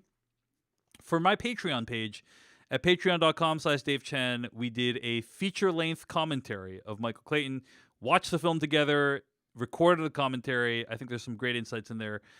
If you're interested in that, check out patreon.com/Dave Chen. Any patron has access to that audio, so check it out. All right. Devendra Hardawar, any weekly plugs from you? Yeah, I just wanted to shout out the latest episode of the Engadget podcast, which I co-host. We talked about the iPhone 12 review and kind of where things stand there. Sounds like, a pretty good phone, but I would not buy this thing for 5G. Nobody 5G for the next year. It's not a thing. Don't worry about it. I also wrote up Shure's new USB microphone, which I think if you're listening to this show and you're into podcasting and you want to get equipment, Shure's MV7 is very interesting. I wrote it up today. It's a $249 microphone. It has USB. It has XLR. It looks like a miniature SM7B, which is, the super microphone that everybody wants. It's the one Joe Rogan has. The one so I'm it's kind of talking like, on to you now. damn it, Jeff. I'm pretty Okay, angry yeah. about this, Devendra, because I've recently I recently bought a Shure SM7B. I've been recording some YouTube videos with it and stuff. Oh, really? But Not good enough for I this also show, had is to it? I had to purchase I had to purchase a huge preamp to power this thing, and then Yeah, literally like a month after I buy this thing, Yeah. this Shure USB powered mic comes out, Yes. which is like So, that would yeah, have the SM7B. solved all my problems. SM7B Well, that's is never- a great mic. Everybody loves it. But yeah, what is the problem with the SM7B, right? It is $400. It requires an audio interface, which is like at least another $100 plus, and it needs a preamp unless you have like a kick-ass interface or like an amp already running Yeah. to it. So that's like another $150. So that's a pretty penny. I did when I was upgrading my equipment, because I just moved over from a USB mic 2. I didn't do that. I got a nice interface, and they wrote Procaster, which is still a very good mic and like half the price of the SM7B. But anyway, this thing, it's a good deal. I would say if you're looking for a replacement mic for your Blue Yeti, for your beginner podcaster mic, this thing sounds good. I put up some samples at Engadget. The fact that it's USB and XLR means you can record in both inputs at the same time, which is great for backing up. But also, it's a mic you can grow with. It's a mic you can it's small and pretty portable too, so you can travel with it when we do that sort of thing. So I think it's really cool and flexible. If this existed when I was buying the Procaster, I probably would have just like upgraded to this and see how everything sounded. So yeah, check out my article about this Shure SM7B at Engadget.com. Devendra, you gotta learn the art of the tease. You just gave them the whole article for free. There, they gotta check it Yeah. out. You Why just gave them why the whole buy review. the cow There if are you can get the milk samples. for free? Yeah, There why, are why, samples. why Yeah. take the money out of the horse if the horse is gonna lead it to water? You know what I'm saying? Listen to all my samples. Come on. All right, Jeff Kanata, what's a weekly plug from you? I want to tell you about the Dungeon Run. It is the long form Dungeons and Dragons podcast that I do. You don't have to know anything about Dungeons and Dragons. In fact, it is basically a feature length movie that we make every week. It is a huge amount of work. I'm extremely proud of it. And I've done something crazy the last 3 weeks. We split the party. We had a character that was confronting the big bad evil wizard. Oh man. And she went to the other side. She left the party and joined the evil side. And so we've split the show in half, and half of boy. the show is the 4 remaining party members, and half of the show is our one wizard who's off in the bad guy's evil lair, learning about what's going on with the bad guys. It is really wild. I can't believe I did that, and it is a huge amount of work, but it's been so much fun and wild, and it's going really, really well, and people are digging it. Check out the Dungeon Run. Episode 69 is the one, yeah, dude, that we just did, and it is more of the split show. You can hop in on any episode because we do recaps at the beginning. They're on YouTube. You can find them by searching for The Dungeon Run. There'll be a link in the show notes as well. You can also listen to them as an audio podcast. It works really, really well that way. Feels like listening to an audiobook. And like I said, you don't have to know anything about Dungeons and Dragons. This is like, it's like listening to Game of Thrones or Lord of the Rings or something. And these players are fantastic. Their role playing is fantastic. There's voices, there's sound effects, and there's music. I'm so glad I remembered to say this. We have 2 musicians that live score the show in real time. They have no idea what's coming. They're scoring the show live every single week. And in their spare time, because they love the show so much, they decided to create themes for each of the characters. And we debuted the first one of those in the end credits last week for one of our characters, the Orc Barbarian. The themes are orchestral and amazing. It feels like Howard Shore. It feels like the theme that comes on when a character enters the room. It is incredible, and we are so privileged to have their musical talents on the show. You should check out just that. And the end credits of episode 69, yeah, dude, is the first of those. And the next 4 weeks after, we'll have the remaining character themes. All right. Well, that is the Dungeon Run. Those are our weekly plugs this week. I also want to thank the people who donated to the podcast. Not very many donors this week because most people have canceled their automatic PayPal donations to switch on over to Patreon at patreon.com/filmpodcast. And I think that's totally fine. But we did get one donation. Gunnar Arnberg donated to us at paypal.me/filmcast. Of course, you can always donate to us if you want to support what we do on the podcast. But you can also support us for $0 by heading on over to Apple Podcasts, leaving a star rating or a review for us. We really appreciate it. And of course, thanks to all of our patrons for helping us make this thing. Let's get to our review of Borat 2.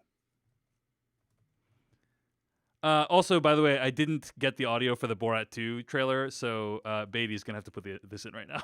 So this is where the Borat 2 trailer audio would go, and we're going to come back in just a moment, starting right now. That was from the trailer for Borat 2, a.k.a. Borat's subsequent movie film, a.k.a. Borat's subsequent movie film, Delivery of Prodigious Bride to American Regime for Make Benefit Once Glorious Nation of Kazakhstan.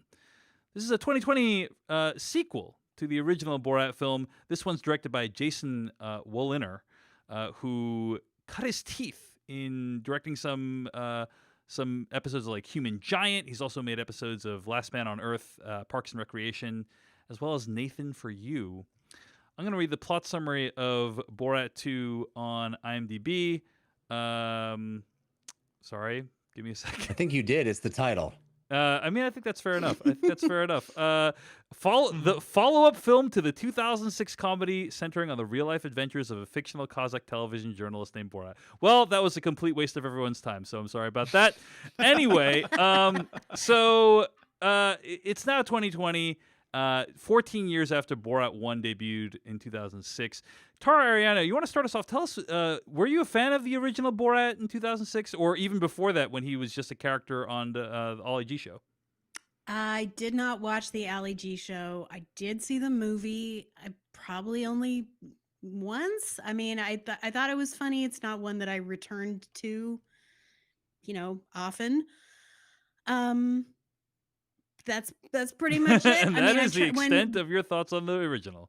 Basically, it was funny, it was shocking, and then, the more you think about it, the more it kind of falls apart. Like the shock is the point. I don't think, it's not a comedy that you can really return to and like luxuriate in, like once you've had the shock moment, the moment passes and that's it, there's certainly great set pieces in it and there's funny stuff and it's he's obviously very talented and good, and I saw Bruno as well, but yeah, that's about the extent of my engagement with Borat product, probably. Well, here's what I'll say about the original Borat is I think it's underrated from a writing perspective, just because everyone thinks, oh, it's just Borat interviewing people, putting them in uncomfortable situations, and certainly most of the film is that, but there is this narrative through line as well, and they had this outline of what they wanted to accomplish, and then they went out into the real world and made it happen.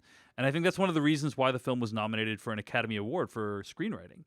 or best adapted screenplay, I believe was the nomination. So wanted to give a shout out to the 2006 Borat. But Tara, what did you think of Borat 2? It sounded like you didn't have that many expectations for this one. So were you pleasantly surprised, or was it similarly something that didn't really you don't think is going to stay with you after you watch it? Uh I'm making it seem like I didn't like the first Borat. I did. It made me laugh a lot. And I do think that this one, it had a lot of very funny moments too. I do think that situating this character in terms of the premise for this movie, and in terms of like having him seeking to curry favor with Trump and the administration on behalf of the government, is a very smart idea.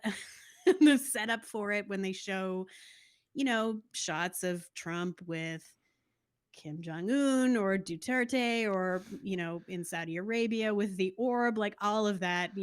We want our premier to be a strong man too. That's very smart. And this, just the whole enterprise of it, kind of feels like a Trojan horse of comedy to kind of reach the guys who are still unironically doing Borat impressions without really understanding what the targets of that movie's satire were. Like, Mhm. not sure they'll necessarily get this one either, but I appreciate that the filmmakers tried and that they made this one much more pointed. Yeah, I think that's something that definitely is true. The new one is the first one seemed kind of like, for lack of a better term, more of like an equal opportunity offender. It's just like Sure. America is so silly, like let's make fun of everyone. Whereas this one, Borat 2, feels like it's much more specific about the target it has. It's in mind. Borat It's a on a product- mission. Yeah. It's a product of a simpler time. The original Borat. The Yeah. first The one is. original. Yeah. Yes. Yeah. Yes. And I yes. think that's also clear in the fact that like the original kind of climax of the first one, as it were, was like he's trying to marry Pamela, quote unquote, marry Pamela Anderson, who kind of represented this idea of America. Like that's why she was chosen as that character. And according to the creators of the movie, she was in on it. For those who are curious about that, but. With regards to this one, the target is Mike Pence, and the Trump administration. So, anyway, I think that is interesting to reflect on. That Borat has his techniques have changed a little bit with the times. But Devendra Hardar, what did you think of Borat? But I would say, Oh, sorry, just real quick. Yeah, I would say go it's ahead. Yeah. because similarly a symbol of America, right? Trump is the symbol of America now. yeah, Pamela Anderson and Trump, basically the same. absolutely zero differences between them. One, They're both one is a kinda blonde, orange. one is a blonde, vapid, a symbol of America, and the other is Pamela Anderson. Yeah, all right. That could have been a little bit, I like the spirit of that, Jeff, but the execution. Okay. Anyway, Big, Devendra, Pamela Anderson fan, Dave Chen. what did you Yeah. think of Borat subsequent movie film, Devendra? Hey, now I grew up watching Baywatch. Okay, like she has a place in my heart.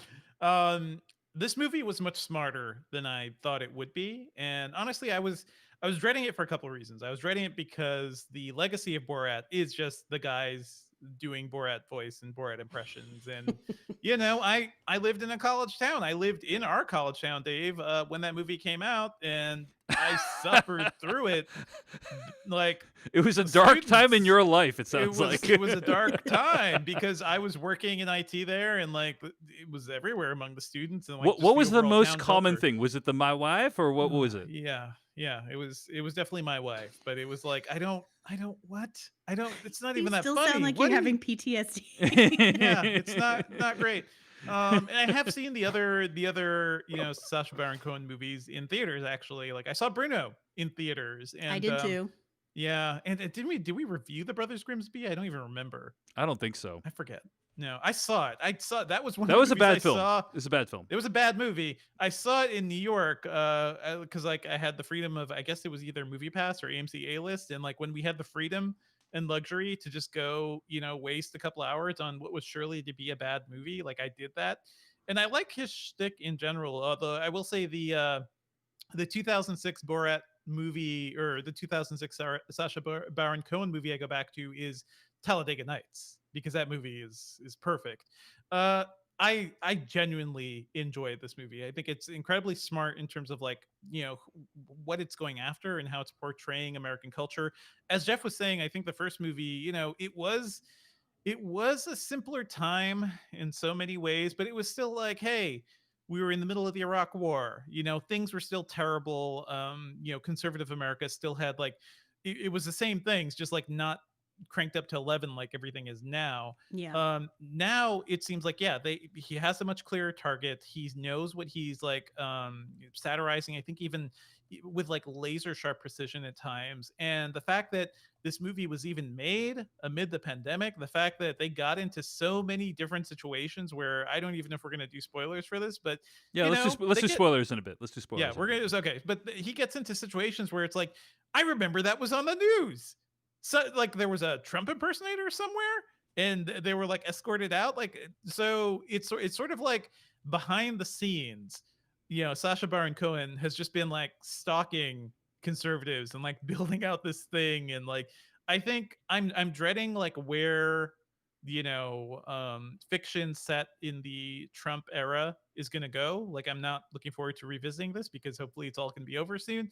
But I do think like as an end cap to the madness that we've, lived through, this is like weirdly fitting and perfect, I'd say. I really enjoyed it. And I also I loved his the actress who played his daughter, Maria Maria Bakalova. Bakalova. Yeah, Yeah, she's incredible. She's fantastic. Incredible. She like keeps up with him because the Borat shtick is really based on shamelessness and based on the fact that he will do insane things and not crack, and like she feels like she is just right up there with him, and like their interplay is really good. And at the end, How the hell did they cast this? Yeah. How the hell did they get her? Yeah, I heard What- they what- like tested like 100 or 200 women or something. So yeah, it's insane. Also, the fact that this movie was made is insane. And then at the end, like I do think it kind of wraps up into a weirdly sweet way that sort of feels like Sacha Baron Cohen's ode to his teenage children that the world is awful and shit,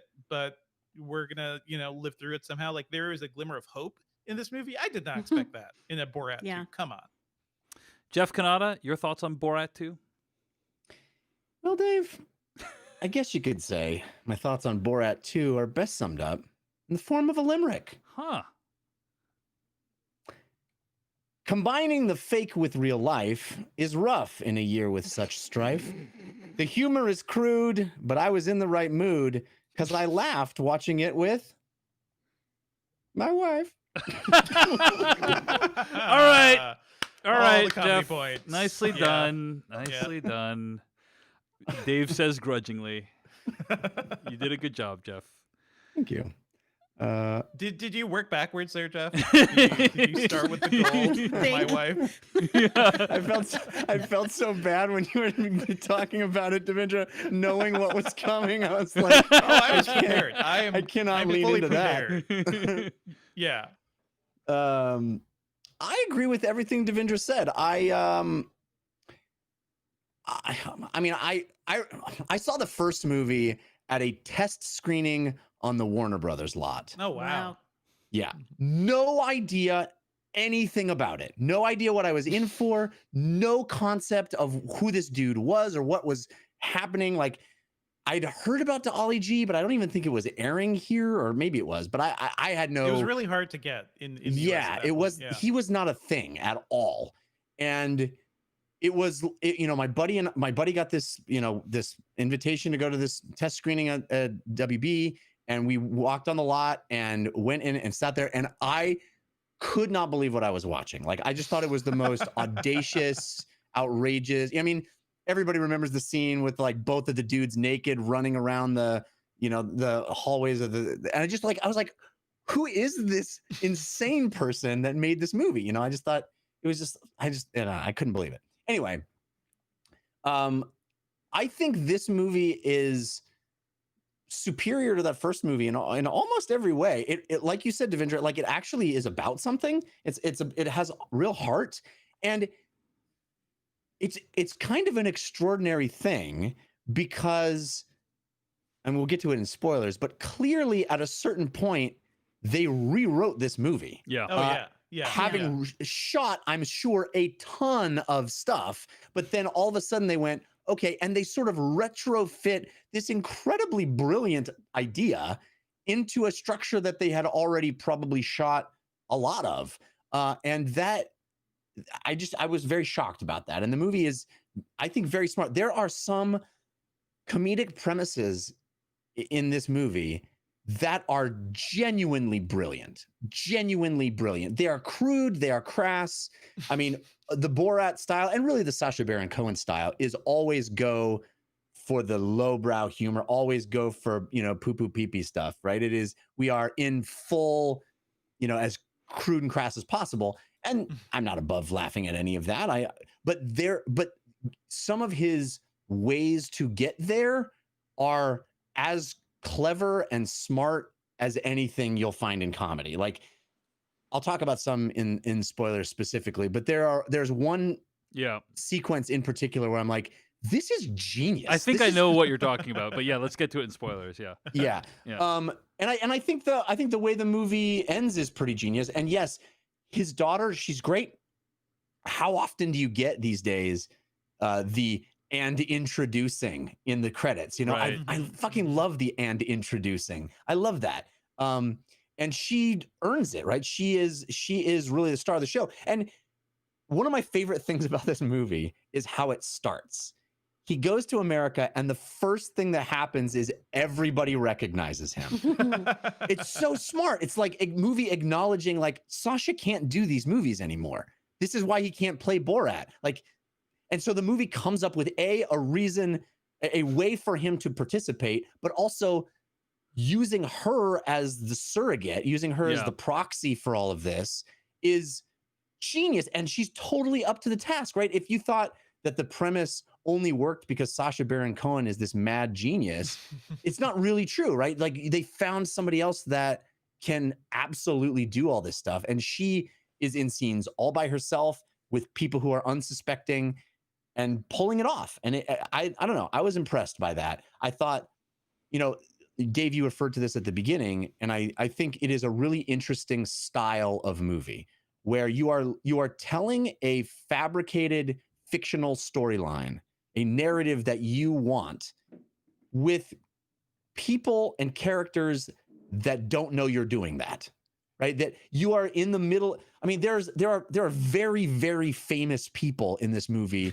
that are in scenes that exist only to move the plot. Right. It's wild. And I was reading the oral history of the first film, and it was very stressful to shoot because you only have one take, basically. Yes, you only have one shot because the people are exactly. going to go, you're an insane person, get out of here, and you're never recording me again. Right, exactly. And I mean, clearly there are some people in this movie that I think probably were kind of in on it. Yeah. But a lot of them weren't, and a lot of them are doing exactly what the filmmakers want. It's this crazy, like, coaxing people into doing things that you want them to do, and it's fun to watch. I had a great time watching it. I laughed my butt off, and I think it does have some sort of laser sharp critiques of the world, and it does it in this very blunt way, this very crude way, but they're still effective. And I was impressed that they could even pull off a sequel to this movie at all, let alone one that actually worked this well. Indeed. All right. Well, I think there's much more to discuss, but why don't we get into spoilers for Borat 2, starting right now. Now you're looking for the secret. You're gonna see this coming. No. But you won't find it because, of course, You're not gonna see this coming. you're not really looking. I have been puzzling over how it works. You don't really want to work it out. Who's in the box? I have been dying to tell you. I want to tell you my secret now. You want to be fooled. All right.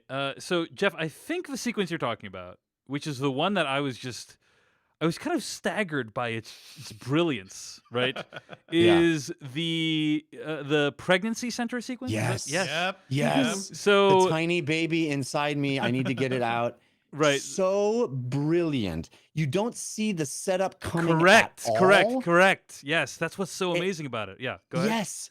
It is a genius setup, and a very primitive and basic concept in comedy. Yes. Is giving the audience more information than the characters. Yep. Right. Yep. And allowing us to sit in this knowledge of knowing what they're saying and knowing how the doctor is hearing it. Yes. I mean, I was hurting myself laughing so hard because every single thing they were saying had this wonderful double meaning and was so perfectly set up, because it didn't feel like this walk around the block to get you set up for this thing. It felt like, oh, that all makes sense in its own sort of comedic bit, and then you realize, oh no, that was only a setup for this scene.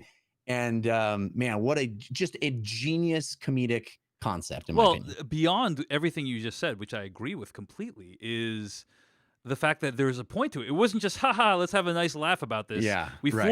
fooled this guy. It's like, it is meant to be a takedown of these quote unquote crisis pregnancy centers, right? Which Yes. masquerade as kind of women's rights health centers, but in fact are ways to convince women to not have abortions, right? Is Right. what this is about. And the idea that this, they're basically entering this center under the guise of a I don't know, a father sexually abusing his daughter, which is like one of the darkest concepts you can think of. But like making it into something that's funny, but also they're like showing the But that- I mean, ridiculousness that- of this guy's reaction to them. It's just that concept only exists in that guy's mind, right? Right. They didn't go into under the guise of that. They walk in. Well, I think they knew that that's the effect they Well, would of course, have, right? Yeah, Right? the filmmakers did, Yeah. of course. That's the comedic setup. But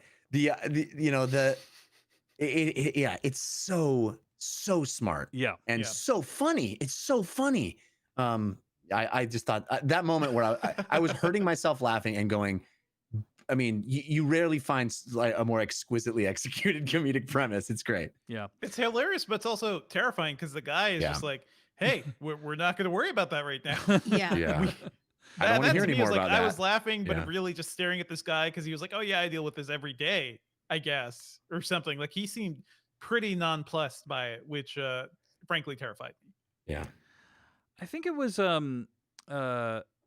overall like a very heartwarming story. Like this idea of him bonding with his daughter. I was taken completely by surprise by it, because the whole like pursuing Pamela Anderson thing, it's just like it's meant to be very silly, I think, in my opinion, or the original one. And in this one, this story actually has a heart that actually got me kind of emotional at times, which is very, not something I expected in a new Borat film. But let me ask you, Tara, how did that like through line work for you? Did it move you at all, or were you just kind of like, this is more window dressing for these antics?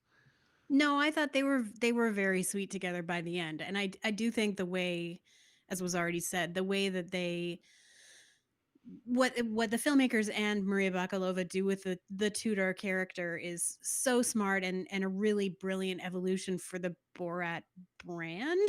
In a way, like it's kind of a shame that they've burned, the post makeover version of her, the version that interviews Rudy Giuliani, because when you see her all polished and then in that like Fox News anchor dress, it's like, yep, that's what they look like, and it's like now she can't do that anymore because everyone knows. I do believe she probably has more characters in her, but I agree. I think they that story thread is very effectively spun out over the course of the movie. Yeah, I thought so too. It also struck me that like the one of the few sensible people in the film was a black woman, and I think the movie is trying to say something about how like black women and their sensibilities, and the black women as a demographic group put in the work from a voting perspective, from a political advocacy perspective, and they are going to help save our democracy. And I think that is, I felt that was kind of an undercurrent in the film, even though they never like explicitly identify it as such. So I also thought I've been reading a bit about some people saying that one of the most positive film versions of Jewishness exists in this movie, and those two wonderful women that engage with him as when he's in that ridiculously offensive costume when he walks into a temple of worship. And I was sad to find out that one of them has passed away since the movie was shot. But she is just sweet and loving and wonderful. And I want to believe that scene was entirely genuine and not set up in any way, because I found that to be such a beautiful human moment inside this audacious, wacky movie. Well, her estate is also suing the movie, Yeah. so Not That's a great. bummer.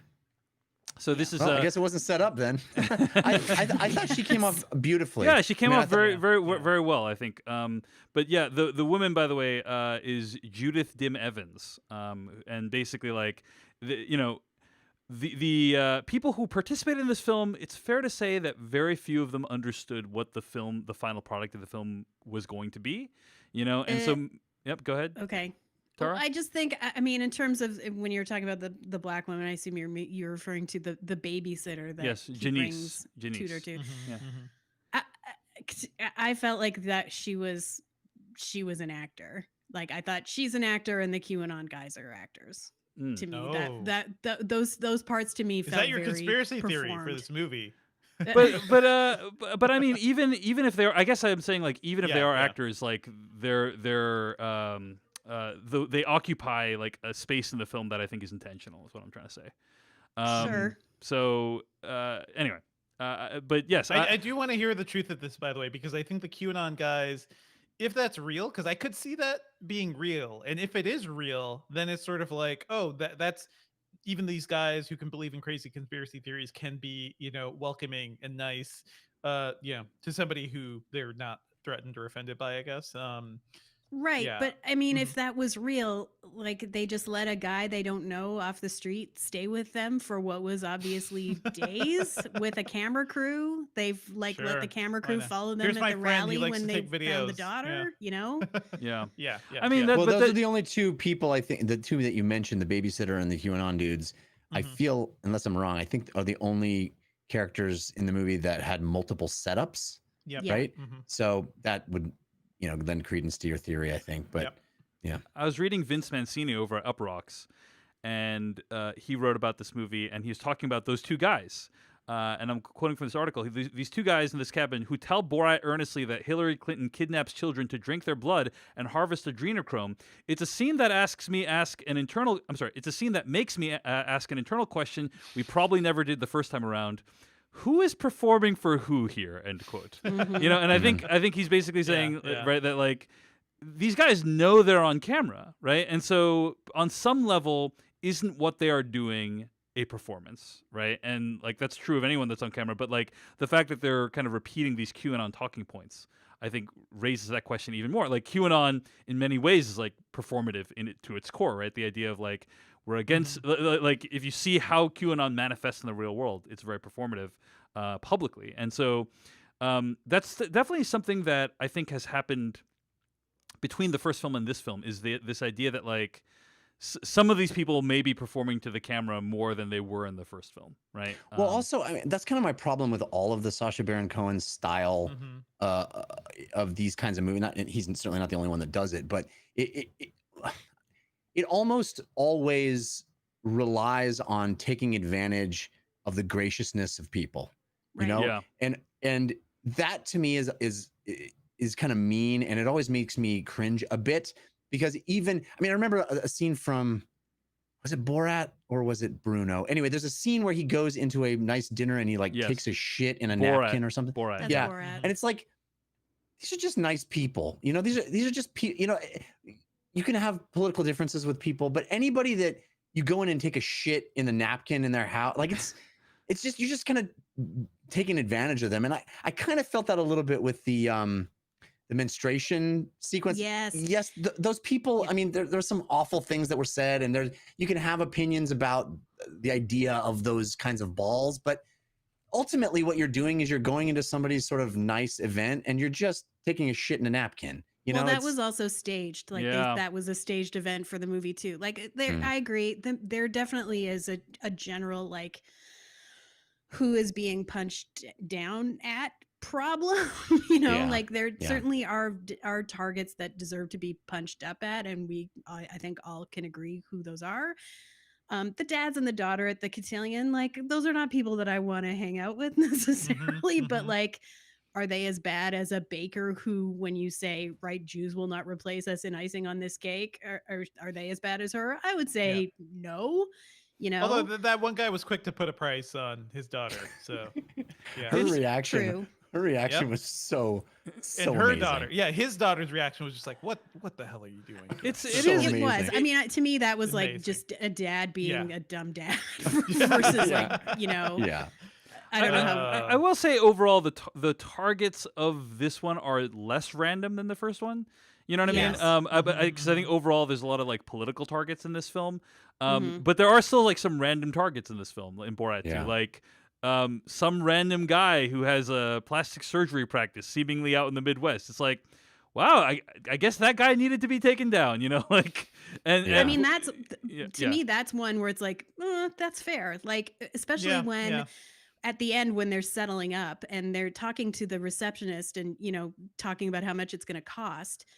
And he's saying to her, like, I need her to look a certain way to the man I'm selling her to. And this receptionist is like, yep, like has no problem. Like, and Tudor is standing there looking completely miserable. Like, this is clearly a trafficking situation based on the way they're describing it. And the receptionist has no problem with it. Like, that's the kind of thing where it's like, okay, the crisis pregnancy center guy, yes, fine. I mean, the people at the cotillion, Well, I don't as you know. point out though, Tara, I think there is something important to keep in mind, which is that the movie is very expertly edited, and Yes. it's Yeah. it's done in such a way that you don't really know what is real and what is not, and like That's you would, true. And you we would don't never know know if they went Mhm. to 10 other cosmetic surgery centers where Yep. they said, Right. absolutely not will we do this. Right, exactly. And there's this element of this Stanford prison experiment to all of it too, right? Yes. There's the presence of a camera. Like there's a moment where the daughter arrives in a crate and comes out, and then he has her resealed in the crate.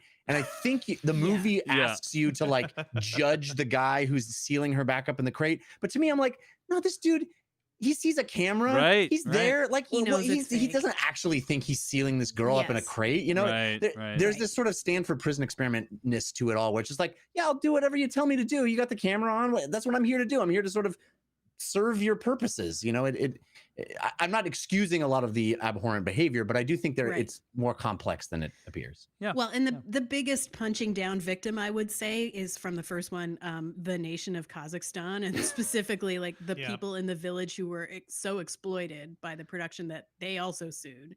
Yeah. Which they didn't get anywhere with it because they were paid a tiny pittance, like in some cases a couple of dollars for their participation, and humiliated, and they didn't necessarily get the full story of what they were agreeing to. And I think Mhm. it's not an accident that there's a lot less village footage in this movie versus the last one. Like, I think that was criticism that was brought on board and addressed. And So to yeah, the to original, better. totally agreed. The original village, quote unquote, the Kazakhstan stand-in in the original was a village in Romania, I believe. Yes, it was a Roma village, right? Right. But as for Kazakhstan itself, just announced earlier today, after banning the first movie, the country has created tourism ads that have adopted the catchphrase "very nice." Very nice. Yeah. So there's literally a Yeah. video you can watch right now of the Kazakhstan Tourism Commission that says like "very nice." 15 years too late, guys. Come on. And We and need so to- so we you need know to they've come around, whatever their feelings were on the first film, Tara. I think Sure. they've recognized that some benefit has come to them because of the Did film. they just realize we just cannot stop this? Yeah. We've tried so hard, and now he's back. Yeah. Last question before we wrap this up, because we're going a little bit long, but got to talk about the final scene. And Tara, I'm curious, like, so I think overall, what you've advocated for, Tara, which I agree with, is as with all the media we watch, express a healthy skepticism about what you're seeing, right? Like, Yes. but yeah, any thoughts on the final scene with Rudy Giuliani, which obviously has created a lot of stir online? Not sure Uh-huh. what you're talking about. Just kidding. It is kind of. I mean, when you get to it, it is a bummer that it was leaked, because none of us will ever know how we would have reacted to it if it hadn't been spoiled for us. What was he doing? I don't know. I mean, maybe it did kind of look like he was just tucking his shirt back in, honestly. But I will After say, helping her unloose her dress a little. Like, yes, that's the more Yeah. incriminating part. Yeah. I mean, honestly, the fact that she was just like, let's go in the other room and have Yeah. a drink, that's the most Yeah. incriminating part. She's 15 or playing 15. Like, come on. I don't Yeah. know how you can The tuck thing is what everyone's focusing on, but it feels gross all around. And Absolutely. I'm with a lot of people who are saying like this should be the end of Rudy Giuliani because nothing about that scene works in his favor other than No. maybe it was a tuck. I don't know. I would recommend Matthew Dessim over at Slate.com did a shot-by-shot analysis of the Rudy Giuliani scene. This And, approved film. Yeah, and I would just recommend checking it out because it basically kind of dissects that scene in detail to kind of see, and people can make their own judgments on it, but I do think it's worth kind of exploring what was actually depicted. So I would recommend this shot-by-shot analysis. Yeah, I would also point, and I'll send this to you, Dave, so you can put it in the show notes too. That when This Is America came out, they're one of the articles that was in Deadline talked about some of the scenes that they shot where it basically was like post Harvey Weinstein and talking to a hotel concierge, and like the setup was, what can I do? What's the youngest boy I can get? And this concierge like just answering in a very honest way. So like, again, I don't want to sound like a conspiracy theorist, but like it does seem like there is evidence of, powerful men are used to getting handed women in various ways and like not really thinking about where they come from or where they go after they're done with them. And that to me is what this scene is about, more so than the details. Even as that scene was progressing, by the way, I just felt terrified for her, because I didn't quite know how long it would go on. It seemed like a weird, dangerous place to put an actor to. And I think that's why he comes in so fast. He comes in really fast. Yeah, He does. Yeah. And I've seen her interviews where she says like she felt safe during the production and that Sacha Baron Cohen took care of her and everything. It just seems, man, there's so much going on. So many alarm bells in my head just going off at that moment. It's terrifying. Well, speaking of safety, I think the thing, in addition to what you describe, and I agree with everything you're saying, Tara, about the kind of bigger picture point this scene is revealing, but the thing that really shocked and surprised and impressed me is how much of this movie was shot in a way that I would argue imperiled the actors. They are shooting in large groups of people, maskless, during the coronavirus pandemic, surrounded by people who probably don't wear masks when they're not in the scenes that they're in. I mean, Rudy Giuliani is coughing in her face. Yes, Yeah, and it's just like it takes I think they understood the risks and they took them because they wanted to make this art.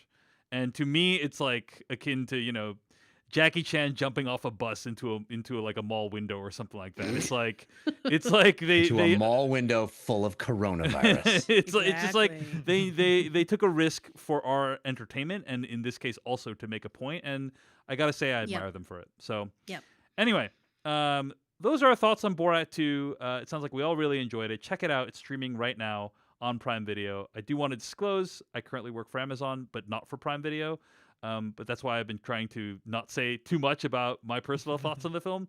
But I enjoyed hearing what you guys thought about it. Anyway, you can find more episodes of this podcast at slashfilmcast.com. Email us at slashfilmcast@gmail.com. Our theme song comes from adamwarrock.com. Our spoiler bumper comes from filmmaker and YouTuber Kyle Hillinger. And our weekly plugs music comes from Noah Ross. This episode was edited by Beatty Zhang. Next week, we will be discussing On the Rocks, the new Sofia Coppola movie that's available right now on Apple TV+. So that's going to be our movie review of next week. Tara Ariano, it's been so fun. Thank you so much for joining us today on the podcast. This was a joy. Thank you so much for having me. Hooray. All right, that's going to bring us to the end. Hey, one final thing, by the way. If you haven't yet, vote, because by the time we record the next podcast in the After Dark, we're probably going to know the result. We may not know the result, but this whole thing is going to, the end game is going to start beginning. Yeah, no, we will be, the next episode, tune in next week because we will be talking from the middle of the Civil War in America. We'll probably have a lot of thoughts on how things go down the next week. So you're going to hear about that on the After Dark, probably, and maybe on the main show itself. So how do you get that After Dark, Dave? It's at patreon.com/filmpodcast.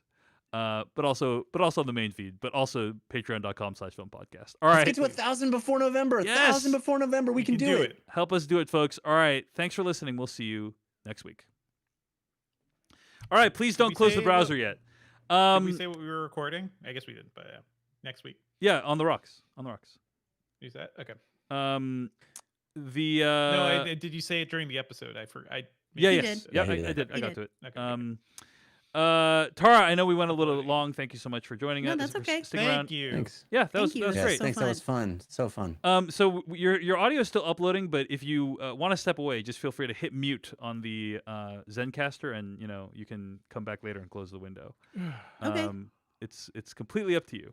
I think that's what All the right. other guys All are going to good. do, though. So Yeah. thank you, everyone. Have a good night, Thank and you. happy Yeah. voting, Good show, happy guys. election. Stay safe out there. Happy Okay? voting. Night, Yeah. guys. Good show. Bye. Night. Bye. Good.